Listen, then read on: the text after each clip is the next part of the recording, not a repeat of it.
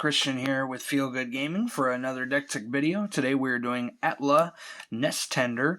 A few of these first decks are some that I might be breaking.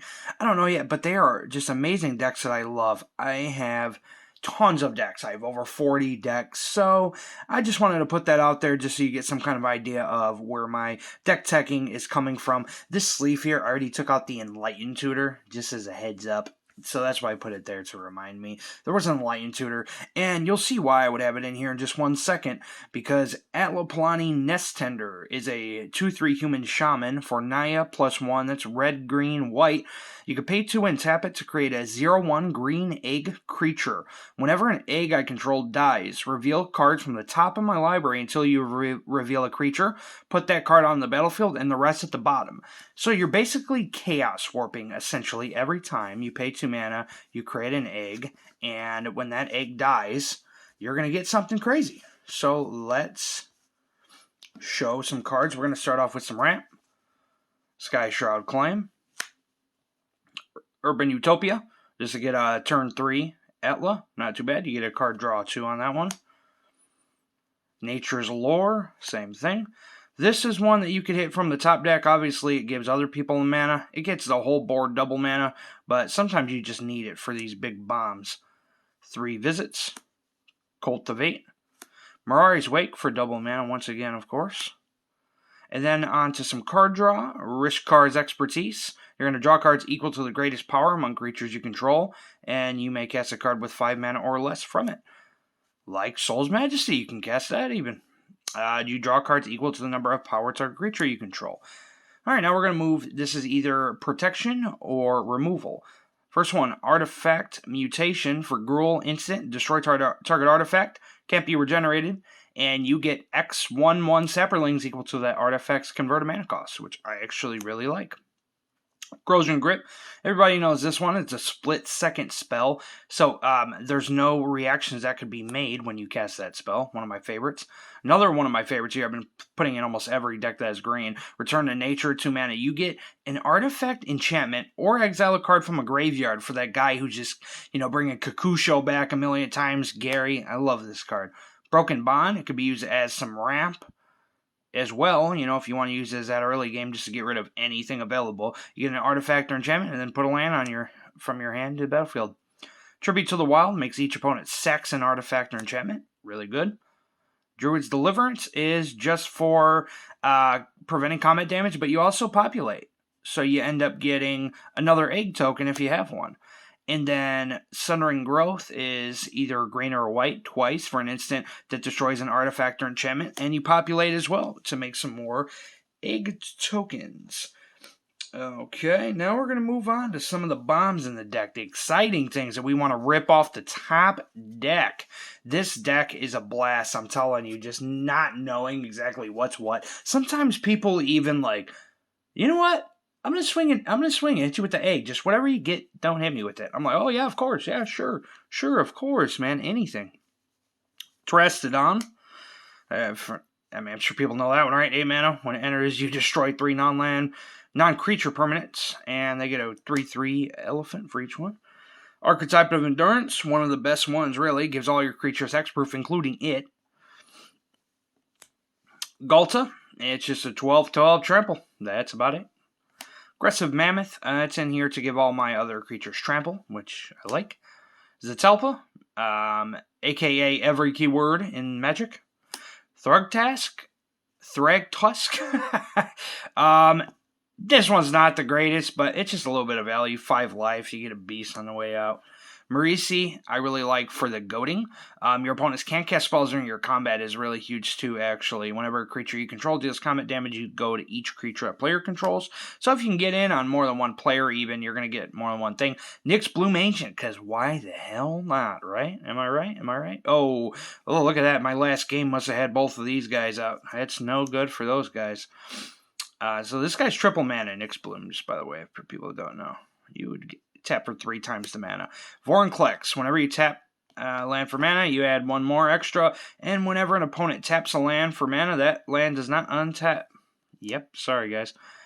Ilharg the Raised Boar, when it attacks, you may put a creature card from your hand on the battlefield tapped and attacking, and it goes to your hand at the end step. Whenever it dies or exiled, you can put it through it from the top, which is pretty great too, because then you could possibly manipulate it to come out with an egg again. Goreclaw, it makes your creatures power 4, 2 or less, which all of them are for the most part. And whenever it attacks, each creature I control power 4 or greater gets +1/+1 in trample. So that's a great trample effect too. Similar to the Thunderfoot Bailiff. As Lieutenant, as long as you control your commander, it gets +2/2, and as well as your other creature get +2/2 and trample. Good old Avacyn, because who doesn't want a top deck and Avacyn on the board? Am I right? Am I right? Yep. My friends don't like that one. Grothama, other creatures have whenever this creature attacks, you may have it fight Grothama. When Grothama leaves the battlefield, each player draw cards equal to the amount of damage dealt to them by their sources. So a lot of times, like, these two work great together right here. I'll attack with Avacyn and have it fight this thing. Kill it. It is indestructible, so it won't die. Avacyn won't die. Oh, never mind. This wouldn't die either. But you know what I mean. There's times I'll sacrifice my dudes to kill this, for sure. No doubt. No doubt. Or you could even have... Oh, never mind. I was going to say the egg with Defender, maybe. But anyway, you get what I'm saying. Sometimes it's worth it to kill one or two of your guys if you're going to draw like 15 cards, you know. Elish Norn, other creatures you control get +2/+2. Creatures your opponents control get -2/-2. And Verdant Sun Avatar, just for some life gain, because you're obviously going to be a target once you start cracking some eggs. Alright, now we're just going to move on to some of the just regular cards in this deck. Like this one here is just some extra value. 4 mana enchantment. Pattern of Rebirth. You put this on one of your eggs, and then when it's put in the graveyard, that creature's controller may search for a creature card, put it into play. So you crack an egg with this thing on it, you're going to go straight into your deck, grab a creature, put it on the battlefield, and then top deck for another one. Come on. Nature Spiral. Return a permanent card from your graveyard to your hand. Anointed Procession for double egg tokens. I have an egg here itself because why not? This is one of the best cards in the deck. Maskwood Nexus makes all my creatures every creature type, so it makes my whole board eggs. If you board wipe, I'm going to top deck and have the only board on the field. You can pay 3 and even make a Changeling, which is just amazing. Quicksilver Amulet, just for some instant speed stuff. You know, I was playing it cool the other day. Turn 4, Quicksilver Amulet. Turn 5, play a line, pass turn. And on the, you know, somebody was going to do like a board wipe or just something that I didn't like. I don't remember what it was exactly. And you just tap this thing, drop down the Avacyn, and protect my board. Parallel Life, same thing as Anointed Procession, but in green. And it's going to give double eggs. Here's another egg with Defender. And you even get the bonus of when it's put in a graveyard, you get a 3/3 bird. So the egg dies, you top deck with Atla, and you also get a 3/3 Berg out of it. Summoner's Egg is my favorite egg for sure, because when it enters, it's a 4 mana egg. When it enters the battlefield, though, you imprint it, and you may put a card face down from your hand underneath it. And when this egg dies, you turn the imprinted card face up, and it goes in under play. So you're going to play this, put a creature from your hand underneath it. When this egg dies, that creature goes on the battlefield, and you're going to trigger Atla to top deck for one. Mael is here for another way to do some stuff like Atla. If Atla's out for some reason, you can pay 6 mana, tap it to look at the top 5 cards of your library. You could put a creature power 5 or greater from among them on the battlefield. I haven't got to use her too much, but I know she has to be amazing. Thornbite Staff is great because, for those who didn't notice here, she is a shaman, and it's a shaman equipment. So, equipped creature gets pay 2, and tap it. This creature deals 1 damage to target creature or player, and then whenever a creature is put in the graveyard from play, you untap the creature. Untap this creature. So, you play Thornbite Staff, and then you play Atla. It's automatically going to quit instead of paying the 4. You pay 2 with Atla to destroy an egg, and then that egg's going to die, trigger Atla, and untap Atla. If you have more mana, then you can just keep going. Rings of Brighthearth to copy Atla's ability to make an egg, or the top decking ability itself. Samut for the haste and to untap her. It's really... it's definitely the best haste enabler in the deck, And, I mean, in fact, you can untap it as haste itself. I mean, it's amazing, really. Here's another haste enabler, Urbrask the Hidden. It makes your other opponent's creatures enter the battlefield tapped, and yours get haste. Zerta the Dawn Waker, 3 mana elemental Fox, and it makes your activations 2 less that aren't mana, but it can't reduce. It makes your activated abilities that aren't mana abilities cost 2 less activate, but it can't reduce it less than 1. So it would make Atla's ability cost 1, and then you could pay 1 and tap it. Target creature can't block this turn. That's not as much in there as just for this and other effects like Samut. And here's the last haste enabler with Rhythm of the Wild, which makes your creatures can't be countered, and then non-token creatures you control have Riot, which makes them enter with haste or a +1/+1 counter. Usually, you're going to pick haste. Now, we are going to show two cards to manipulate your top deck here. Is going to be a Worldly Tutor in response. Like I said, the other card was an Enlightened Tutor. So you can Enlightened Tutor, say, for Nyx Bloom Ancient to the top. Off of, with the Atla trigger on the stack, you could, tap for an Enlightened Tutor, and then put Nyx Bloom on the top, and it'll trigger Atla, and you'll get the Nyx Bloom. Worldly Tutor is even better, though, because you can get any creature to the top to trigger with Atla. And then just a Scroll Rack. Just these two are the only two. No senseis. Obviously, put it if you got it. Scroll Rack, for those who don't know, it's 2-mana artifact. You pay 1, tap it, exile any number of cards from your hand, face down, put that many cards from the top of your library into your hand, then look at the exiled cards and put them on top in any order. Now, these are some sack outlets, okay? This one is not your traditional sack outlet, but it definitely hurts your other opponents. It's not going to hurt you because Atla's a 2/3. Whenever any creature comes into play, Aether Flash does deal 2 damage to it. It's not going to kill Atla. It's not going to kill any of your big creatures, but it is going to kill the eggs. So it's basically a sack outlet. I mean, you can't sack them at instant speed, but who cares? You're getting extra value by killing their stuff when they enter, and they can't play anything 2 or less. It's basically another Alice Norn and a sack outlet. It's amazing in this deck. Perilous Forays is 5-mana enchantment, lets you sack a creature by paying 1, but you also get to search for a basic land and put it on the battlefield tapped. So you're going to get a land on the battlefield, basic land tapped, and you're going to trigger Atla. Pretty good.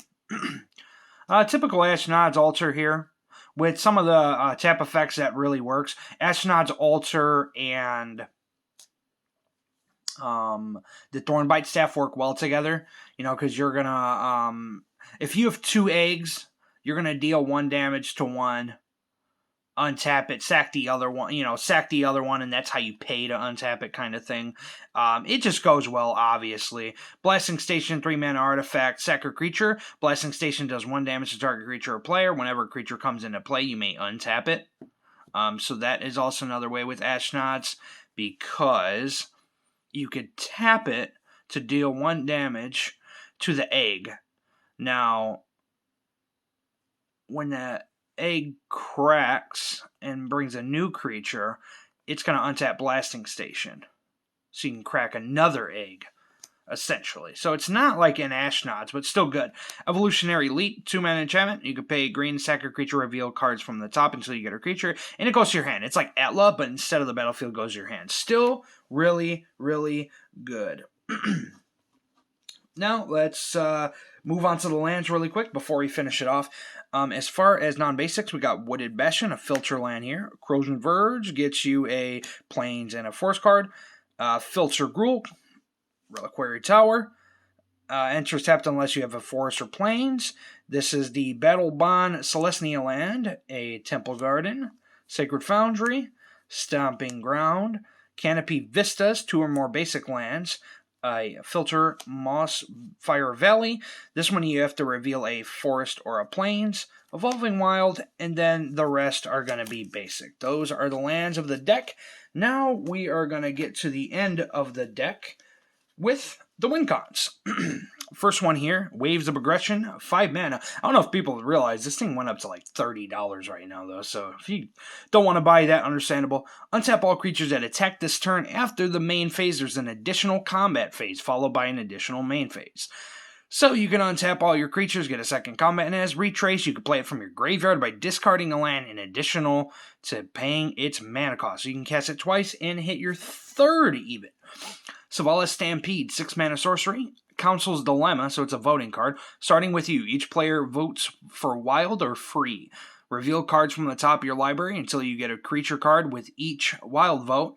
Put those creature cards on the battlefield, then shuffle the rest into your library. You may put a permanent card from your hand on the battlefield for each free vote. Most of the time, they're going to vote free, not thinking you have stuff in your hand. But either way, you're going to get crazy stuff in this deck. Crazy stuff. Looking Predator. This is my favorite card in the deck, probably. 6 mana enchantment. Whenever an opponent casts a spell, reveal a top card. Let me repeat that. Whenever an opponent casts a spell, reveal a top card of your library. If it's a creature card, put it on the battlefield. Otherwise, you may put that card on the bottom of your library. Good old Genesis Wave. Green, green, green, and X. You pay X into it to reveal the top X card of your library. You can put any number of permanents that are X CMC or less on the battlefield, and the rest go in your graveyard. Good old Tooth and Nail. 7 mana, but most people cast it for the Entwine cost. If you cast it for 7, you search your library for up to 2 creatures, reveal them, and put them in your hand. Okay, if you pay the Entwine cost, is 9 mana, you're going to search for 2 creatures, put them in your hand. And then from your hand, you're going to put 2 creatures onto the battlefield. Which is, come on, awesome. And the MVP of this deck has to be Mirror Entity, is a 1/1 shapeshifter for 3 mana changeling. You pay X. Until end of turn, creatures you control have base power and toughness XX and gain all creature types. But guess what? You could pay 0 into Mirror Entity's X to destroy your board, trigger Atla that many times. It is the best protection you could ever even imagine. Because, I mean, you get into some late game kind of thing, where I'm saying looking for win cons, is there's a good chance you're going to hit Avacyn or just something so crazy like the Verdant Sun where you're just going to gain 40, 50 life. Even if they end up getting the board wipe too, it's just so amazing in this deck. And again, that is my deck tech of Atla Palani. I hope you all enjoyed the deck tech and have a great rest of your day. Take care.